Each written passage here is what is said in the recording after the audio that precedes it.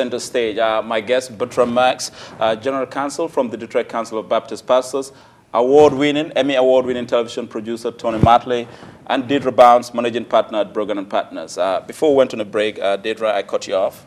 No, that's okay. You know, my point was just this. If we're talking about somebody who has roots here, coming back to show some tough love to a city that he loves, then do something more than just tell the story for ratings or whatever the point, whatever his objective was, but come back and roll up your sleeves, get to work in helping solve some of these problems that he portrayed in his piece. Again, I don't think what he showed was wrong. I think there were some truths in a lot of things that he showed, but what are you going to do to help? It's one thing to point out the problem. We all know what the problem is. We didn't really need him to point it out to us, but it's one thing. There's one thing to point it out, and there's another thing to help find solutions and solve it. Well, advocacy and the solutions, two things. You can't get the people in this region. When you start talking about what it's going to take to fix Detroit, you could have a fight for months and months and months at a time. No one can agree what needs to be done. And I think that you have an isolated city that's predominantly black, and people either want to dismiss their responsibility or viability of the people in the area called Detroit, and then people see the solution in large part as black folks being politically, socially subservient to an outlying group of people to control their resources and do as they're told. That's the vision, unfortunately, that people see about what it would take for Detroit to come back. As an advocate, as an attorney, you know, to tell a story from your client's point of view, you tell it from your client's perspective. And that's all Hanson did. So I don't expect any more from him. I don't expect any more from NBC because their thing is to get the biggest ratings. It's still a professional commercial business. They want people to watch. They want people to be outraged. They want people to have these kind of discussions. They're happy now. The job's been done. If I've enjoyed any success as an attorney, it's yes, you tell it from your perspective, but you don't try to dupe the jury into believing that the other perspective does not exist. You have to address that. And what, again, going back to Hanson's piece, I think the great failing of his piece is that it was not a complete picture of what is going on in Detroit, and therefore it was inaccurate. And so you can't show me just the living room because it looks nice, but you're not going to show me the dining room, which is in shambles. You have to show me the complete picture. And he did the opposite. He showed me the beat up dining room, but didn't show me the pristine living room. I want to see it all. I mean, if I walk out my door and I walk down the street, it's a beautiful view. It's a wonderful neighborhood. It's aesthetically pleasing. It's an eclectic environment. And so how do we see ourselves is really the issue. I mean, do we see ourselves as a city that is completely on the brink of disaster?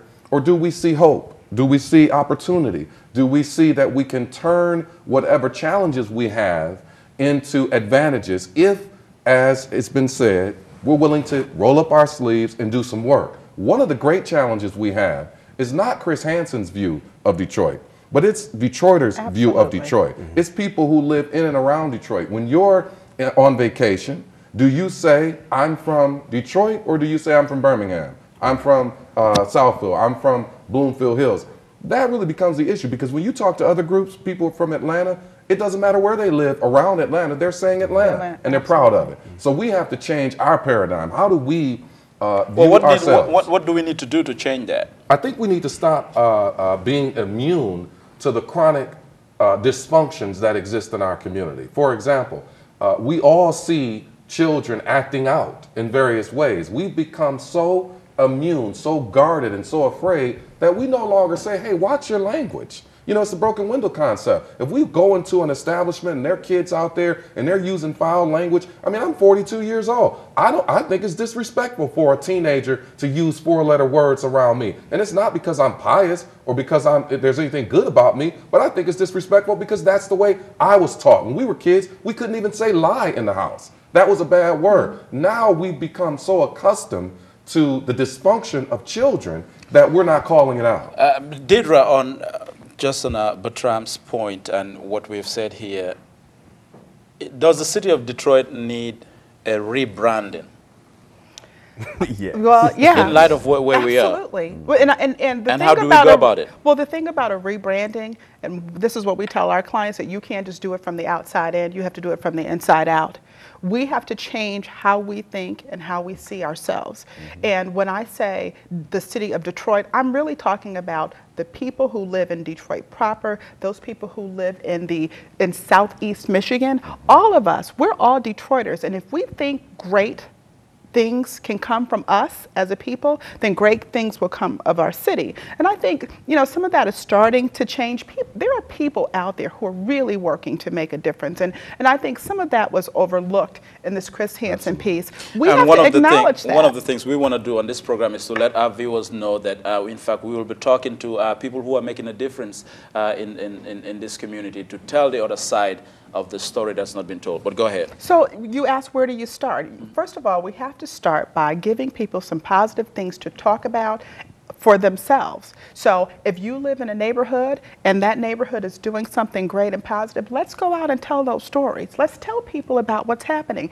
There are so many small projects happening around this community. We can't all know all of those things that are going on. So let's find a way to talk about it. You talk about journalism and what's the media's responsibility in this. Let's get the media out to talk about some of these positive stories. When you lead with shootings and muggings and all of these things that are happening, but you don't lead with... Well, that's the business of television news. That's what they're designed to do. It's But we have to accept that. No, Exactly. I'm saying, but Exactly. it's doing what it does. I understand it's their business, but it's our and there are job to great get on their stories. cases and make them do it differently. And how do we change that paradigm? I mean, from a Well, you know producer what? standpoint, what do we do? This is a new to change age that of paradigm? media, and so the media, we are all the media now, and I think every person in every community can have a Facebook page, can have their own personal blog, can have a Twitter page, and those stories. A friend of mine did a story, and I report for CNN last week. The second day it was up, 15,000 people watched it.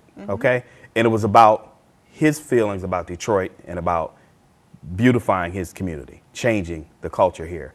And those are the kind of things we have to stop seeing ourselves as victims. Let's hold that thought, seeing ourselves as victims. When we come back, we'll continue this roundtable. You're watching Center Stage on AADL TV 38 Detroit.